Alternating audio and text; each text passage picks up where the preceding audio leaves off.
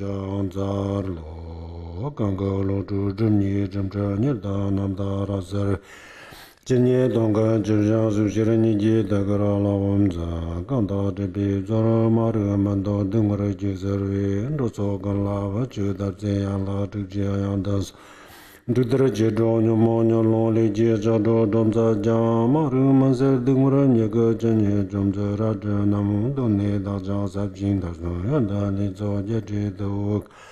就早知道这你沿着道路没些人家忽然要拦的，我马拉巴在哪的，我马拉巴在哪的，我马拉巴在哪的，我马拉巴在哪的，我马拉巴在哪的，我马拉巴在哪的，我马拉巴在哪的，我马拉巴在哪的，我马拉巴在哪的，我马拉巴在哪的，我马拉巴在哪的，我马拉巴在哪的，我马拉巴在。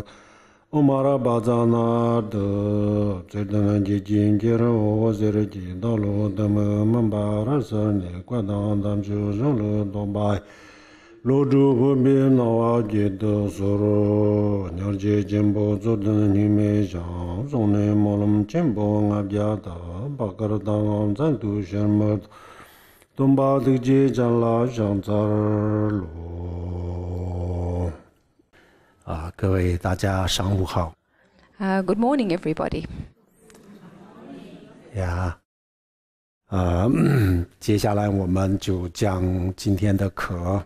So from here on, we are going to begin with today's teaching. 那么今天我们的这个课的题目，叫做“烦恼的痛苦的另一面就是智慧”。So the topic of today's teaching is wisdom, the flip side of suffering. 我们为什么要讲一个这样子的这个课呢？就是因为我们在日常生活当中我们每一个人的心里有各种各样的这个烦恼，然后呢，这些烦恼我们也很多人也不知道怎么样去解决这个问题所以每一个人都很困扰就是大家都很迷茫所以我们看通过这个佛教的方法能不能更好的这个解决这些问题所以我们今天就是选一个这样子的这个题目。So why is it that we are speaking today about this topic? Well, the reason is that all of us in our everyday lives have a lot of frustrations, have a lot of vexations, and many of us are quite confused, not knowing how to go about really addressing these confusions and frustrations. And so the purpose of today's teaching is to see whether or not within the Buddhist teachings we might be able to find some ways to go about addressing these problems in a better way. So that's the reason for the choice of the topic today. 人类就是作为一个高级的动物所以就是有这个很高级的这个智慧我们了解的很多，知道的非常非常的多但是呢，我们还不了解的，我们还不知道的这样子的东西也是非常非常多。So as an advanced species of animal, we as humans have a very extraordinary intelligence. We understand a lot of things, we know a lot about things. At the same time though, the things that we don't understand yet or don't have a great knowledge about are also very many. 我们还不太了解的这些东西当中有一些是跟我们的日常生活没有太大的关系，比如说就是几百万几千万光年以外的这个宇宙当中的有些天体它是怎么运转它是一个什么样的东西，这些如果我们不了解的话，对我们的生活没有什么太大的关系。So among these various things that we don't have a good understanding of, things like constellations of stars or galaxies that exist 100 million light years away from us, as to how they work, how they're comprised, all of that kind of thing, not understanding these sorts of things doesn't have great connection to our everyday lives. 但是每天都发生在我们自己的身边的很多的事情它是怎么诞生它是因为什么样的原因产生的然后这些事情如果我们不了解的话对我们的生活就有很大的影响。However, things that happen in close proximity to us, if we don't understand the reason for why they arise, why they come into being, then this has a very direct impact on our lives. 尤其是我们不了解我们自己到底是什么然后呢尤其是我们不了解我们的内心的这个世界就是我们的心它到底是什么如果这些不了解的话那么这个对我们的这个生活每一天都有很大的影响 And especially concerning ourselves, if we don't understand ourselves and especially the nature of our inner minds, if we don't have a proper insight and understanding of this, then it has a great impact in our lives. 我们今天讲的这个心是什么？第一个我们不是指的是大脑然后第二我们不是指的是心脏这两个都不是。So when we talk about the mind, and the word that Khenpo is using in Chinese is xin, which can be either mind or heart, and he's just clarifying that in saying mind, using this word xin, he doesn't mean the physical brain, and he doesn't mean the physical organ of the heart either. 那么心到底是什么呢？就是指的是我们的意识。So in referring to mind, what Khenpo is meaning is our consciousness. 那么意识它是什么样子？我们不了解尤其是不了解它的本质是什么，更不了解它的最深处是一个什么样的状态，这些我们都一无所知。So regarding our consciousness, what its fundamental essence is, what is the nature of its deepest recesses, this is something that we have no idea about. 那么因为我们不了解我们的这个意识所以我们的意识当中所产生的这些烦恼各种各样的这些痛苦怎么样去解决这个方法我们还没有掌握好。So because we don't understand the nature of our consciousness, the various kinds of afflictions and vexations that this consciousness manifests, we also don't know how to go about addressing. 然后我们比如说我们看到的这个世界我们怎么去认识这个世界，就是通过我们的感官也就是我们的眼耳鼻舌身通过这五种感官去了解这个外面的世界。In terms of how we understand and perceive reality, we do so by relying on our sensory perception, so our five senses, our eyes, our ears, our nose, our sense of touch, taste. This is how we go about understanding or discovering the world around us. 然后我们的这个意识它去判断是这个世界的这个本质这样子的时候呢，它也是通过我们的感官提供的这个信息根据这个信息，然后我们的意识去判断这个世界然后去分析这个世界。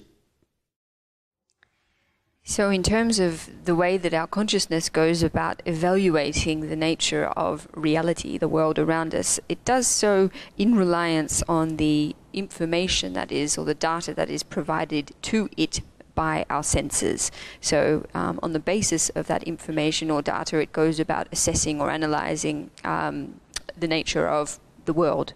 可是我们的这个感官啊，它是没有办法看到这个物质世界的本质。However, our senses are not able to discover the basic essence of the material world around us. 我们的感官啊所看到的这个世界，就是这个物质世界的最表面的现象。What our eyes, for example, are able to perceive of the material world is only the most superficial layer or most superficial manifestation of the material world.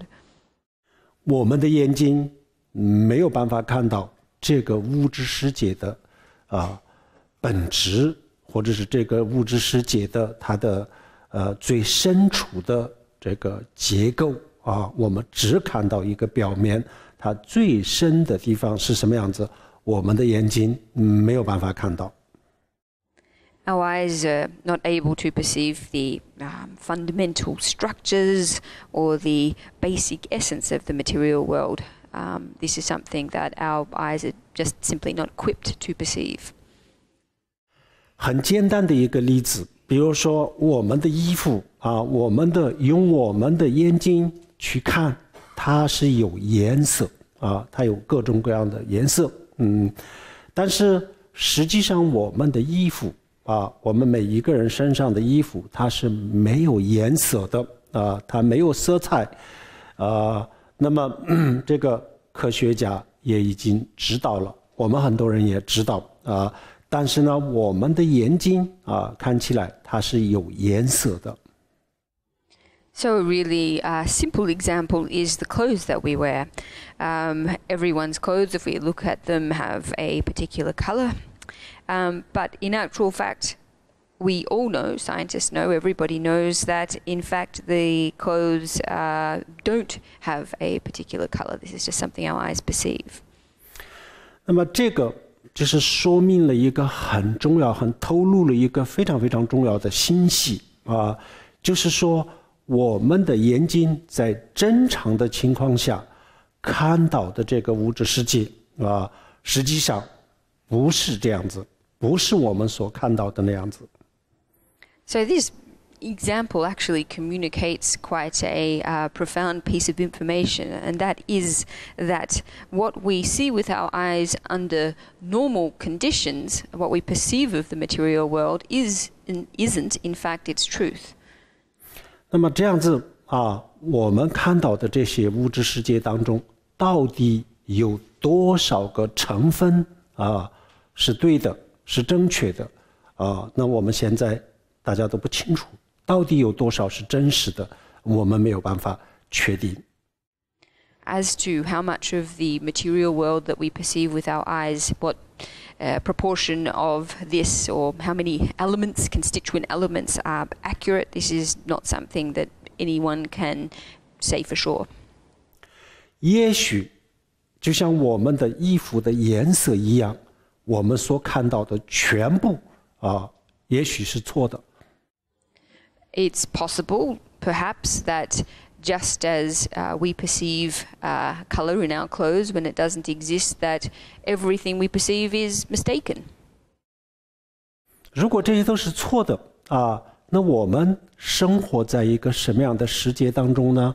实际上，不就是我们自己的感官创造了一个世界，然后我们就活在自己创造的这个世界当中，也许是这样子。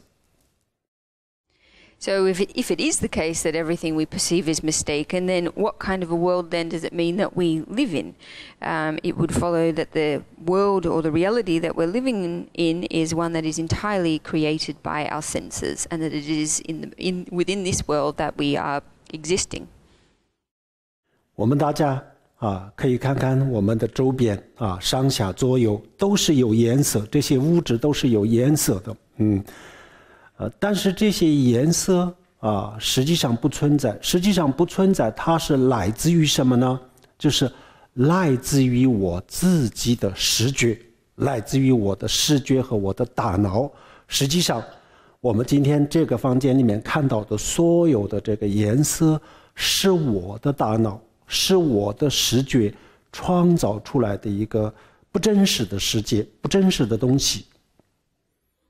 Wherever we look, up, down, left, right, there's color all around us. However, where does this color come from? Ultimately, it is produced by our sense of vision and our brain. It's an illusion that is produced by these two things. Wherever we look, the color, in fact, that we see is not real.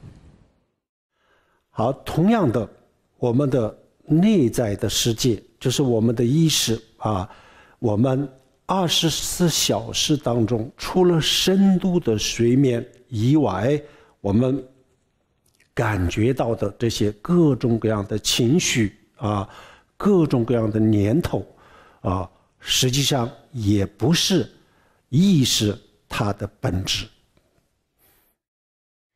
By the same logic, in terms of our inner minds, with the exception of deep sleep, everything else that we perceive in our minds within a 24-hour period, our emotions, our moods, our thoughts, etc., are not the fundamental essence of our minds. 那么我们不了解这个意识，但是意识它在我们的生活当中是一个非常非常重要的东西。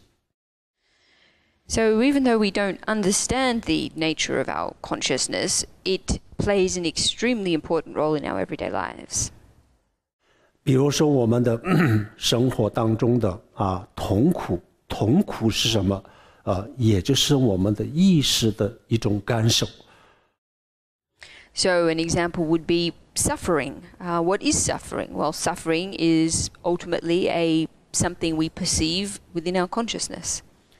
然后幸福、快乐幸福和快乐，当然我们的生活当中是一个非常非常重要的。那么这么重要的这个东西呢，它也是我们的意识的一种感受除了我们的意识的感受以外没有幸福，没有痛苦。And the same goes for happiness and joy. In our everyday lives, happiness and joy are extremely important. But it too, or these things too, are perceptions that arise within our consciousness. Aside from this, happiness and joy don't independently exist. 然后我们平时我们的生活当中的各种各样的烦恼比如说我们抱怨生气还有就是妒忌、嫉妒等等，所有的这些烦恼，也是我们的意识的一种变化而已。And the same goes for other negative emotions that we experience in our everyday lives, sense of grievances, anger, jealousy, etc. These things too are simply changes that occur within our consciousness. 然后我们人类历史上发生的这些各种各样的这些悲剧也是来自于我们的意识。And all the various tragedies that have occurred in human history too originated within our consciousnesses. 然后这些悲剧的创造者，这些悲剧的推动者，就是我们的意识。The creators, the originators of all of these tragedies were our consciousnesses. 然后我们人类历史上的一些非常好的事情令人感动的这样子的事情，很多这样子的事情也是来自于我们的这个意识。But the same goes for good things and inspiring things that have happened throughout history too. These also have originated in the consciousness of humans. 这样子以后呢，我们的意识不管是佛教怎么解释基督教怎么解释其他的宗教怎么解释不管怎么解释，意识是我们的这个生活当中确确实实是一个非常非常重要的东西。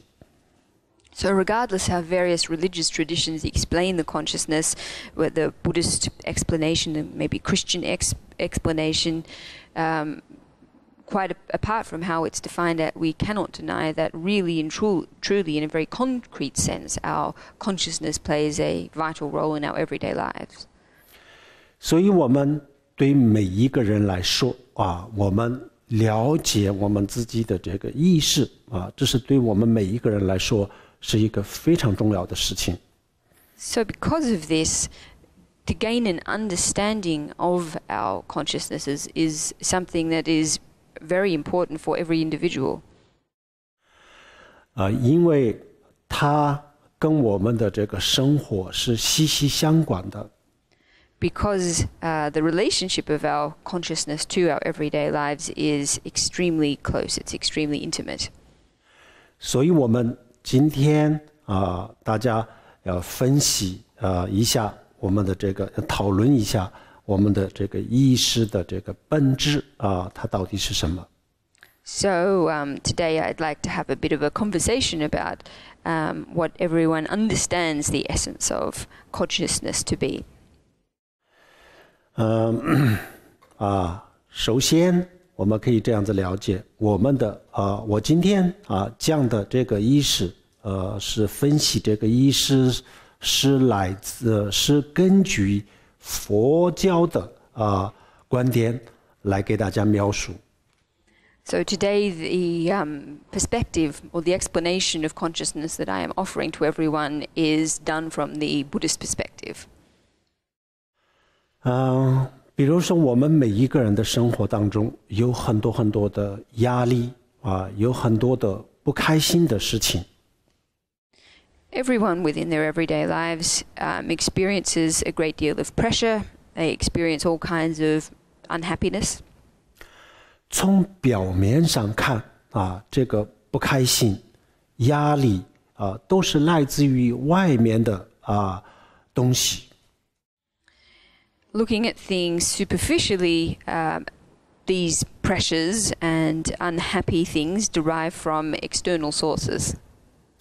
比如说为了这个家庭工作等等然后这些东西不顺利的时候呢我们的内心当中有压力有痛苦不开心。 So, for example, when things happen in our families or at work, when things don't go well, this generates pressure and pain and unhappiness.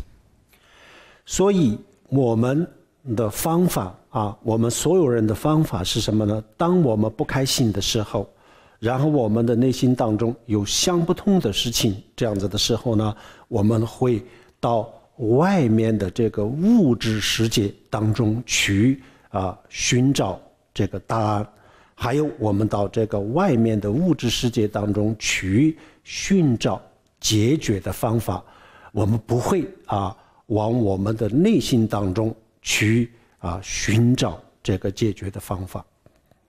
So what most people do when this happens, the default reaction is when we encounter unhappy episodes or matters in life that we're not able to solve, we turn to the material world for answers or solutions. We very seldom turn inwards to our inner worlds for answers. 所以我们的解决的方法很多时候都会失败所谓的失败就是说我们没有办法永久的解决这个问题临时解决了但是呢过一段时间这个问题又来了然后再次来这个问题的时候呢我们没有办法去面对没有办法去解决所以最后呢很多人的内心当中就是产生疾病精神的疾病比如说像抑郁症等等 So because this is the default approach we take, turning to the external world for answers, we're bound to fail.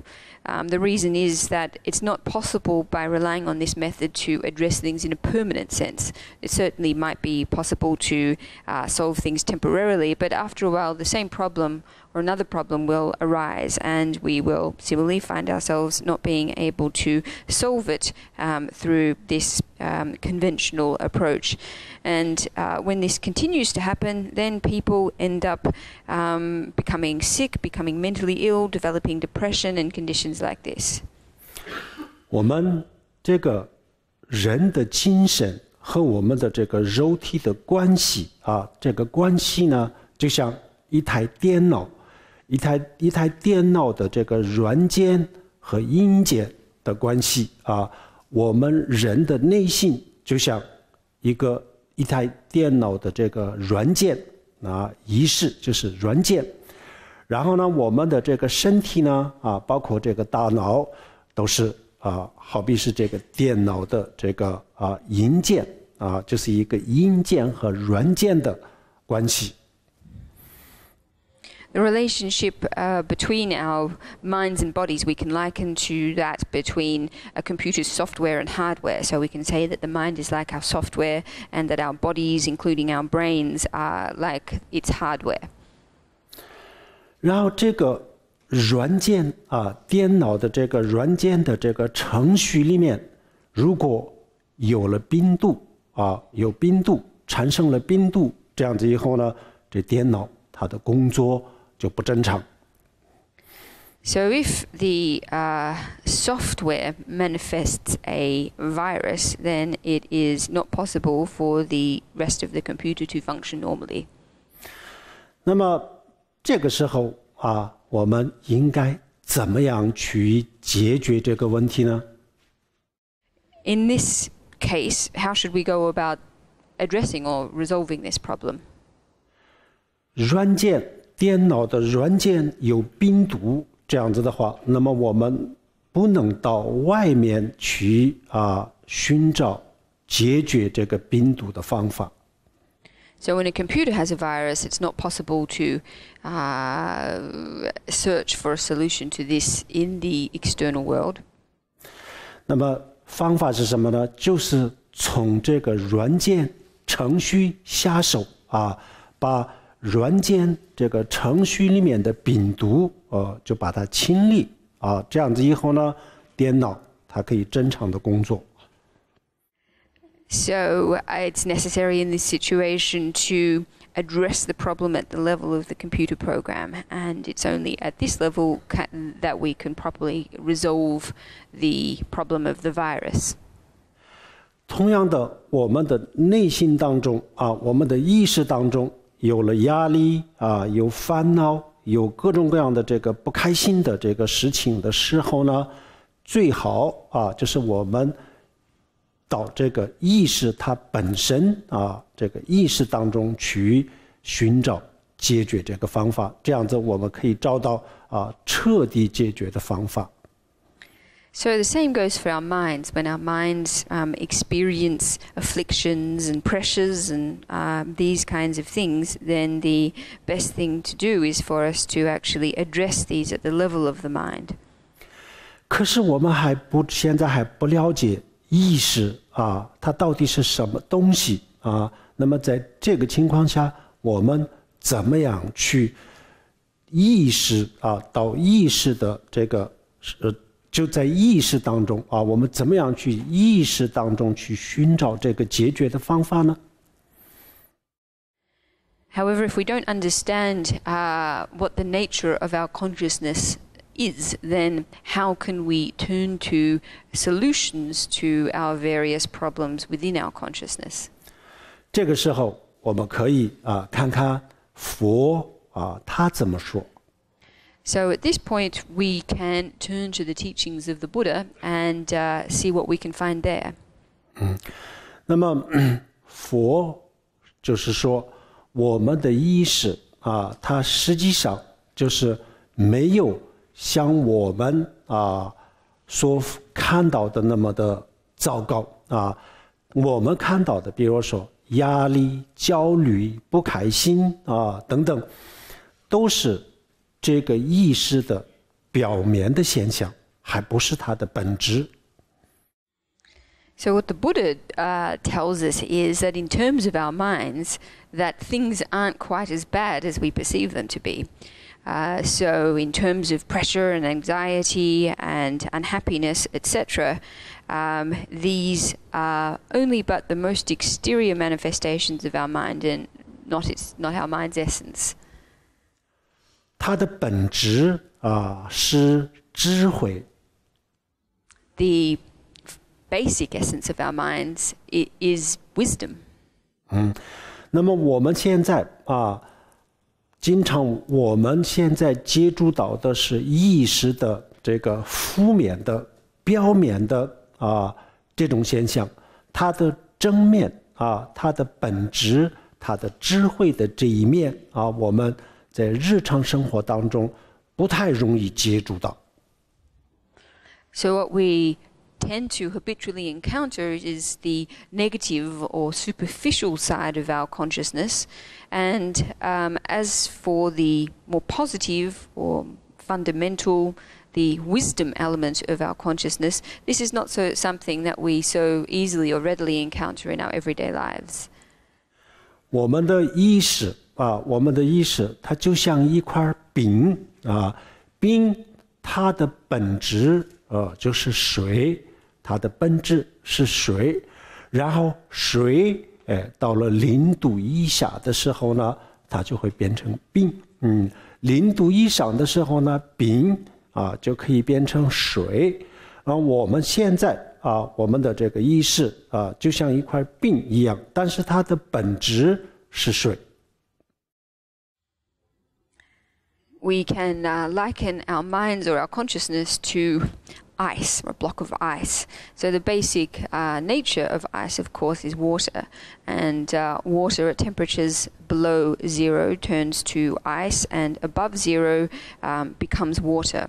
So again, we can say that our consciousness is like ice, but in actual fact, its basic nature is water. 那么冰它是固体的东西，那么这个固体的东西它可以把它转化为液体因为它的本质是液体所以如果我们有一种方法的话找到一个方法的话，比如说我们可以加温温度提高了以后呢，这个冰就可以转化为水固体就可以转化为液体，这个不难不难。为什么呢？就是因为它的本质就是液体，所以把固体把它转化为液体是不是很难？ So because the essence of ice is water, which is a liquid, it is possible to transform it or ice is a solid, however its essence is water, which is a liquid. So by using an appropriate method such as increasing the temperature, it is possible to transform this solid substance of ice into its liquid form. And the reason that we are able to do this is because ice's basic nature is water. So if we do have an appropriate method, because its basic nature is water, therefore it's not particularly hard for us to transform it from its solid state into its liquid state. 所以我们现在我们要做的是什么呢？我们把我们的意识我们的烦恼各种各样的内心的烦恼、压力、焦虑把它转化为智慧。So what is incumbent on us to do is to transform the afflictions and worries of our minds into wisdom. 我们的意识虽然它有很多的非常糟糕的地方就有些人很容易发脾气浮躁然后就是有各种各样的烦恼都很多但是它的本质是智慧，所以我们可以把这个意识把它转化为这个智慧，这个不难，完全是可以的。So even though our consciousnesses typically give rise to all kinds of negative manifestations, some people, for example, get angry very easily, others have unsettled and restless minds, but it's not difficult for us to transform our minds into wisdom for the very reason that our mind's basic nature is wisdom. 如果这样子，我们把我们的意识能够转化为这智慧的话，那么我们生活当中的所有的烦恼所有的烦恼就一下子全部从源头上就给解决了。So if we're able to do this, if we're able to transform our minds to wisdom, then within that one step, all of our vexations and afflictions from their very root can be dispelled.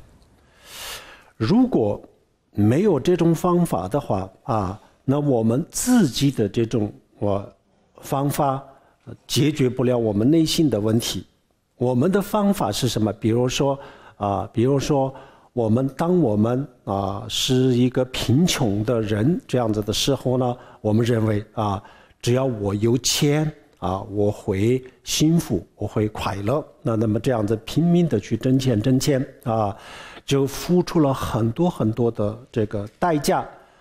总有一天有钱了，那么幸福吗？同样不幸福，有很多其他的不幸福、不开心的东西。However, without a proper method to do this, then just relying on our own habitual methods, it's not likely that we will be successful.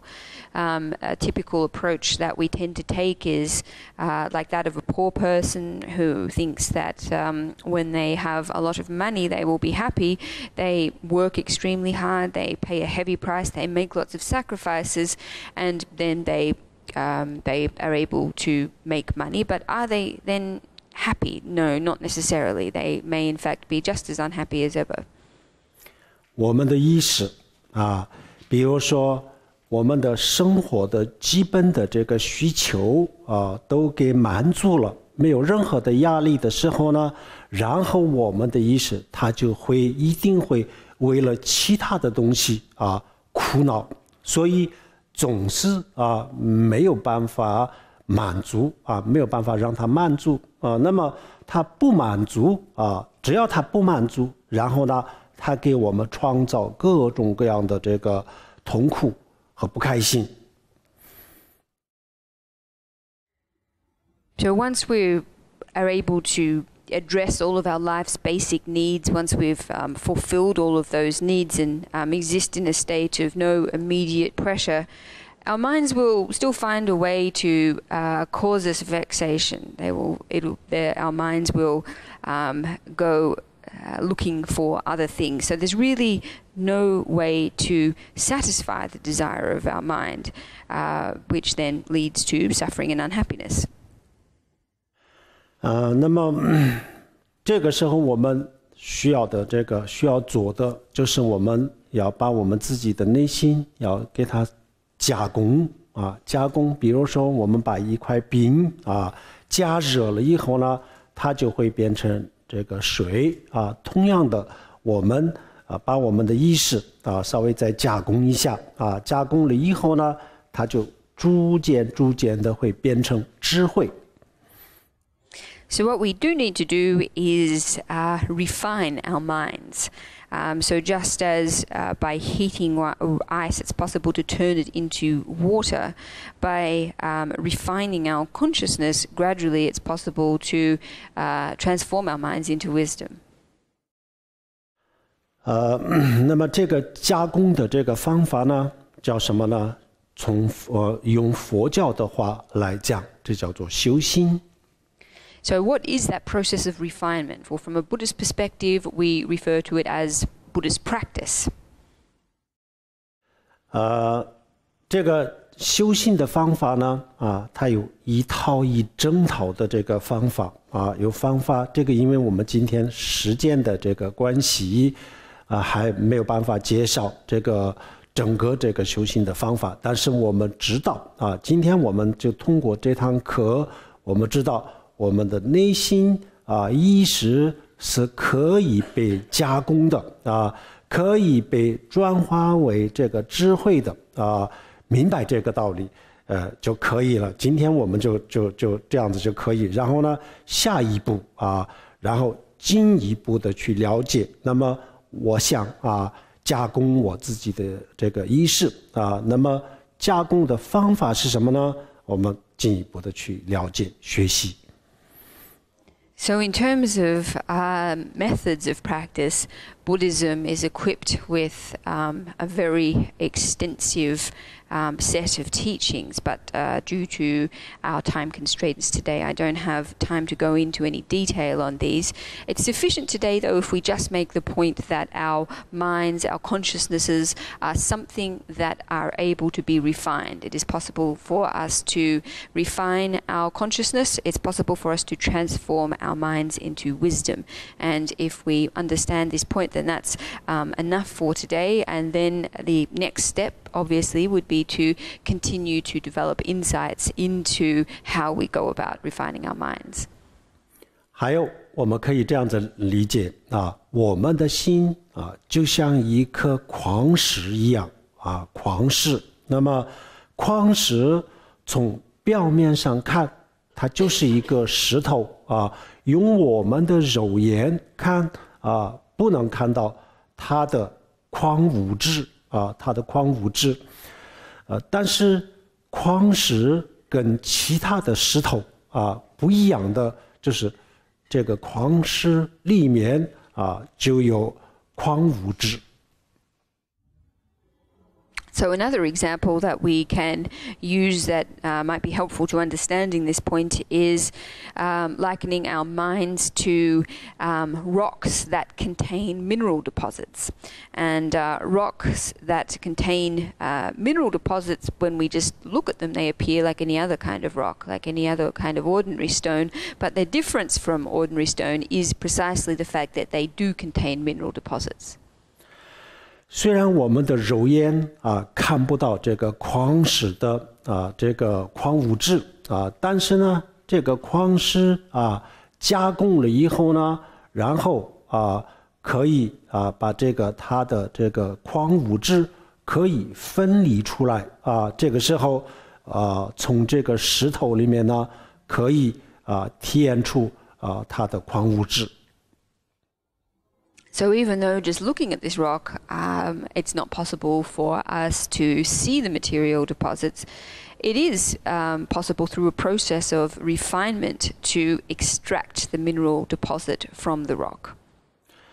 同样的，我们的心我们的意识从表面上看起来就是一个很浮躁的，有各种各样的情绪，有各种各样的烦恼，就是一个很糟糕的这样子的东西但是呢，它的本质没有那么糟糕它的本质就是智慧就像这个石头矿石，它有矿物质一样，我们的内心的深处就是有智慧。So the same can be said for our minds. Looking at it superficially, we could say that they are really pretty deplorable things. They're filled with, they're unsettled, they're restless, perturbed, plagued by all kinds of moods and negative emotions, etc. However, these things are not the essence of the mind. The essence of the mind is wisdom, and as it's possible to extract precious minerals from rocks that contain them, so too is it possible to reveal or extract wisdom from our minds. 一块冰放在那里，我们看不到它是液体。然后呢，一个矿石放在那里，我们也看不到它里面有什么这个矿物质的成分但是它们被加工了以后呢，它确确实实可以变成液体，可以变成矿物质。So a block of ice, if we were just to put it here and look at it, we wouldn't be able to see that it is in its essence water. Similarly, if we were to look at a rock, just looking at it, we wouldn't be able to perceive its mineral elements. But it is possible through a process of refinement to concretely and in fact reveal water and mineral elements. 那么这个道理首先是被首先是释迦牟尼佛发现了，那么发现了以后呢，就是这么2500多年的这么一个漫长的这个过程当中然后有无数个人去实验了去加工了他们自己的这个意识，最后很多人成功了，真的是他们就是很成功的把自己的这个烦恼就让它变成了这个智慧，彻底的解决了他们的所有的烦恼。The discoverer of this principle that I have described just now was the Buddha 2,500 years ago. And in the time that has passed since then, countless numbers of people, countless numbers of practitioners have put this to the experiment and have sought to refine their own minds and to eliminate their afflictions and negative mental states, and they have been successful in this venture and thoroughly addressed their mental negativities from the root. 一个人的一生当中就会有很多的这个变化有些时候就很幸福，有些时候呢很痛苦，有很多的这样子的这个起和落但是把内心当中把我们的意识变成智慧这样子的话，那么外面发生了什么事情这些都不会影响到我们的这个内心所以外面发生了什么事情他都不会感到这个痛苦不开心。So in our lives, we experience many changes. Sometimes we experience great happiness, other times great sadness. There is often a lot of ups and a lot of downs. However, if we're able to transform our minds into wisdom, then regardless of what transpires in the external world, it won't be of negative impact on our minds. We won't give rise to strong feelings of pain or unhappiness. 现在这个时代我们更加的需要解决我们的内心的问题。And especially in the times that we currently live, it's especially important for us to go about addressing our inner problems. 因为科技发达了以后呢，给我们的生活带来了非常多的方便然后给我们创造了非常辉煌的这个物质生活但是创造了这个物质生活的同时我们的内心当中也产生了很多的以前不存在的这些焦虑和压力。And the reason for this is that with advances in technology, we have been able to enjoy all kinds of unprecedented conveniences. Science and technology have given us an extremely splendid kind of material life. At the same time, however, these changes have meant that our inner minds give rise to all kinds of anxiety and pressures that we haven't experienced before.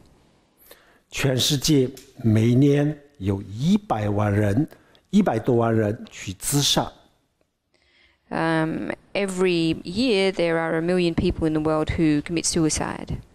有2000多万人去自杀没有成功的。2000多万。20 million, and there are 20 million people who attempt suicide but are not successful. 然后这个抑郁症焦虑症就是一年比一年多，这个患者一年比一年多。And sufferers of depression, year after year, continue to increase. 然后我们全世界的幸福指数一直都在下降。And the happiness index of the world, year after year, continues to decrease. 这些都是说明我们要解决我们内心的问题。So all these are signs of the fact, or point to the fact that we really need to go about resolving these inner problems of the mind. 这个问题目前就是一个至关重要的问题。Right now, it's an extremely important issue. 那么这个问题解决的方法佛教里面是很多的。In terms of how we might go about addressing this problem, Buddhism, the Buddhist teachings, have a great deal of resources. 首先第一步是我们要知道我们的这个意识是可以被加工的可以被转换的。首先我们理论上要确定这个。So the first thing we need to do, the first step, is to confirm that it is in fact possible for us to refine our minds, to transform our consciousness. 好，这个理论上我们确定了以后呢，然后我们再去学习，那么它的加工的方法是什么？ So having confirmed or established that this is possible, the next thing to do is go about learning how we actually go about doing this.